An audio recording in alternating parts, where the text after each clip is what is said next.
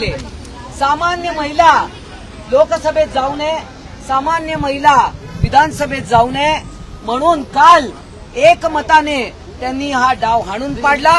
त्यांनी महिलांना विरोधी, आज काँग्रेसने इतके वर्ष सत्तेत असताना कधी विधेयक आणलं नाही, परंतु माननीय नरेंद्र मोदीजी यांनी 2023 मध्ये एनडीए सरकारने आरक्षण पास केलं, परंतु या विरोधी पक्ष जे आहे त्यांनी नेहमी याचा विरोध केला आणि महिला विरोधी हे पार्टी आहे। लाडकी बहीण योजना आणली माननीय एकनाथजी शिंदे यांनी आणि आपल्या महाराष्ट्र सरकारने महायुतीच्या, परंतु महिलांना लाडक्या बहिणीचा मिळू नये, त्यांना आरक्षणाचा फायदा मिळू नये म्हणून यांनी हे विधेयक हाणून पाडलं।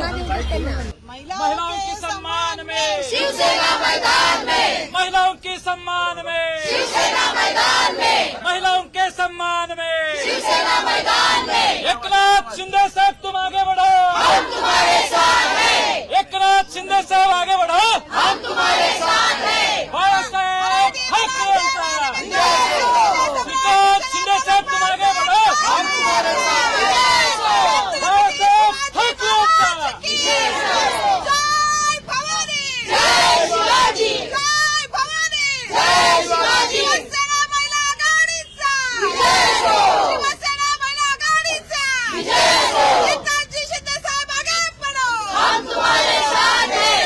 साहेब आगे बढ़ो, हम तुम्हारे साथ हैं। अरे आवाज कुणाचा?